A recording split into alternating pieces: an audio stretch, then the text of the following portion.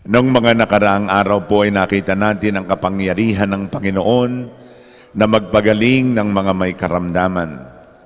Narinig din po natin ang kapangyarihan ng Panginoon sa kalikasan o sa puwersa ng mga kalamidad nang pinatigil niya ang hangin, ang bagyo.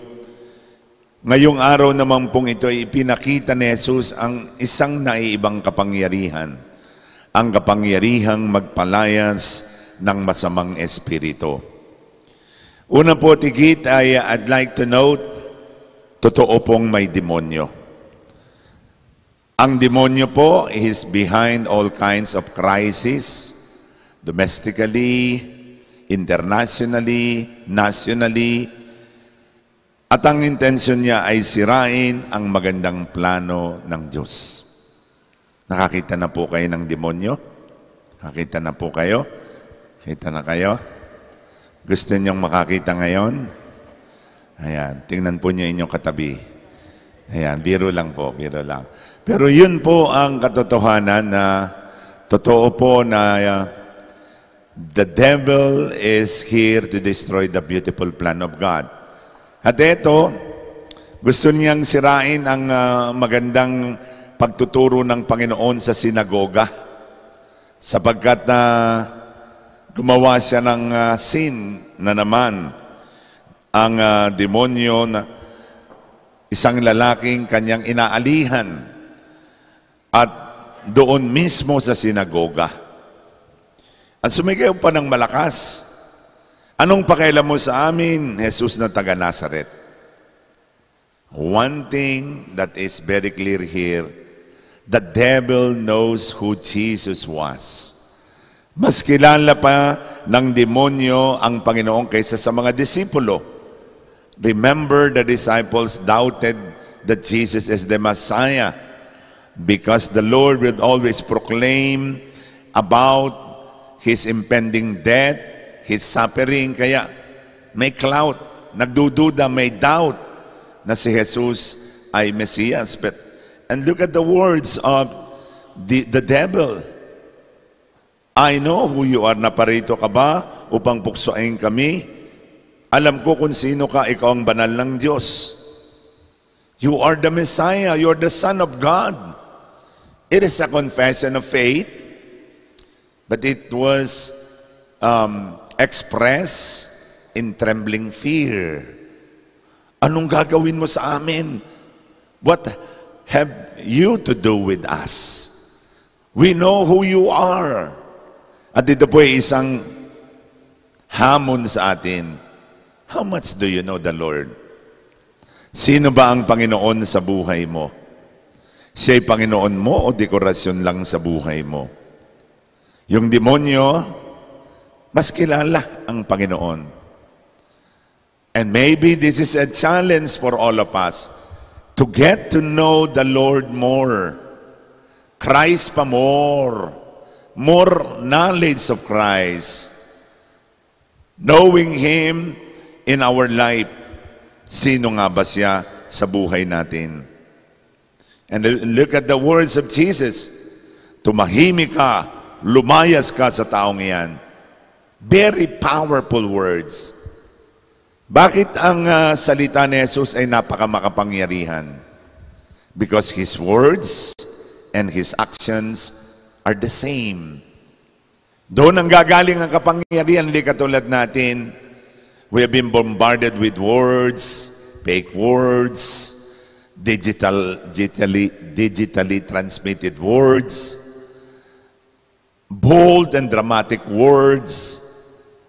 But words that are not backed up by actions are empty. But Jesus' words are expressed concretely in action. Kaya naman, the power of the word of Jesus is awesome because it stems from His integrity of putting His words into concrete action. At sa harapan ng lahat, inilugmok ng demonyo at iniwan man lang ng hindi sinaktan. And so, what is the reaction of the crowd. Oh, and wonder, nang gilalas sa kapangyarihan ng Panginoon. Sabi nila, anong uri ng salita ito? Makapangyarihan at mabisa. Pinalayas niya ang masamang espiritu at sumusunod naman sila. So, nakita po natin ang pinalayas ng Panginoon ng masamang espiritu. There is peace, there is harmony, and there is order. When people are able to worship God and live in peace, that means to say, the devil has been destroyed.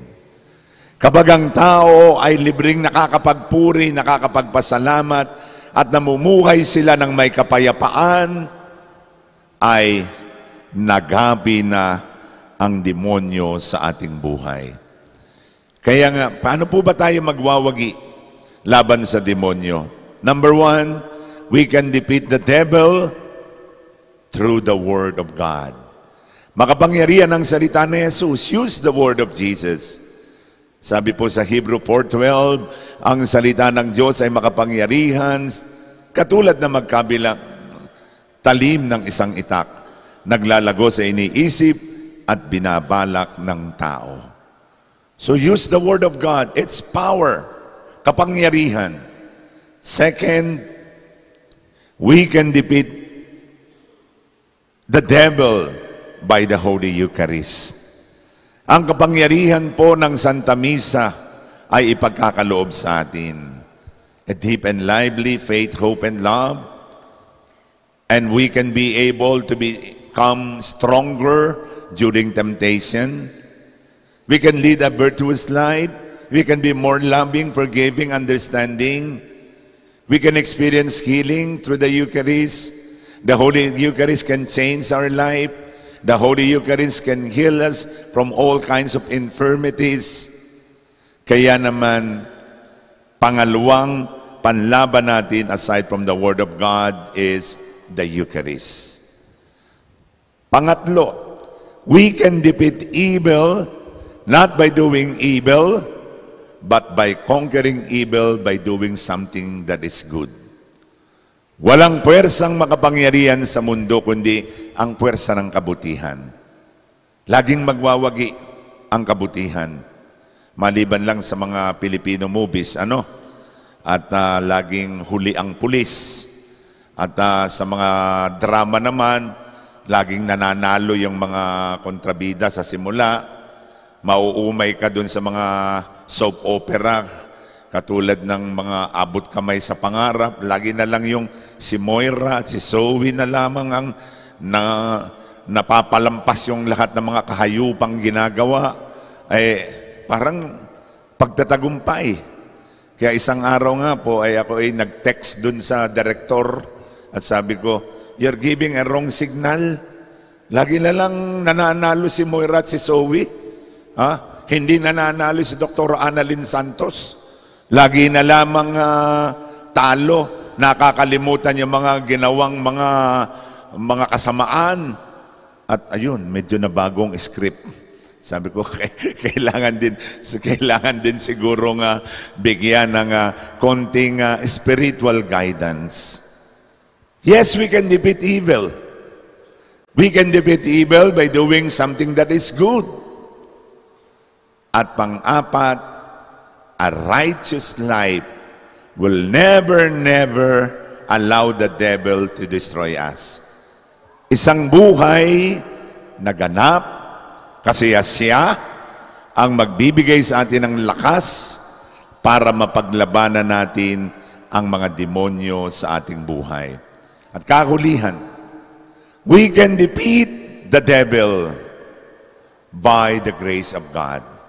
Always by the mercy and love and grace of God.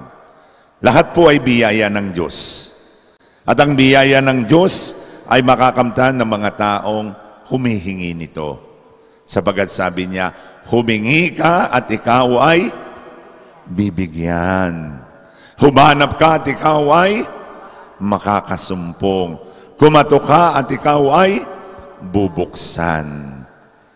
So, wag ho tayong matakot. If you can find in our society and here and around the world that there are evils in the world, don't worry. We can defeat them by the Word of God, by the Holy Eucharist, by righteous life, and we can defeat evil by doing something that is good, and of course, by the mercy and love of the Lord, we can defeat the devil. Amen.